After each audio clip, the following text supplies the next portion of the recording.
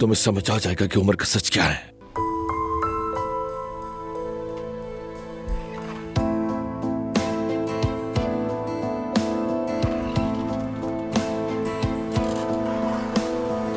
अगर उसने आयशा के एक बाल को भी नुकसान पहुंचाया तो वो जान से हाथ धो बैठेगा। देखो उमर, आयशा एक बहुत मजबूत लड़की है, वो मेहमत का मुकाबला अकेली कर लेगी।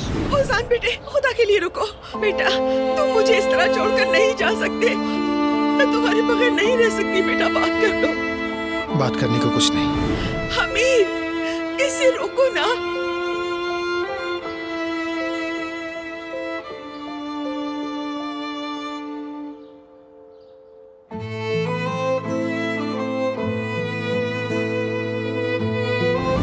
तुम्हें मेरी बात पर यकीन करना होगा कि माजी में उन दोनों के नाजायज ताल्लुकात थे।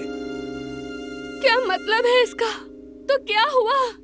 एलिफ और उमर एक दूसरे से मोहब्बत करते थे, फिर एलिफ चली गई थी। एलिफ अपनी मर्जी से नहीं गई थी आयशा। तुम नहीं जानती कि उसे यहाँ लाने की एक बहुत अहम वजह थी।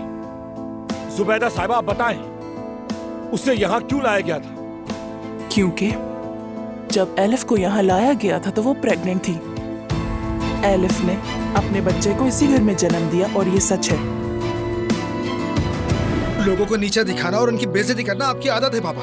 खबरदार, तुम मुझे बस करो, ये तुम्हारा बेटा है। उमर इस घर से जा चुका है, मैं इसे जाने नहीं दूंगी। चलो जुबाना, हम जा रहे हैं। उस आने समझ कर इस तरह बात नहीं बनती। मैंने कहा ना जुमाना कि हम जा रहे हैं। ओजान, रुक जाओ। अम्मी, अम्मी, अम्मी, अम्मी, अम्मी जान, क्या हुआ आपको? अम्मी, आयला,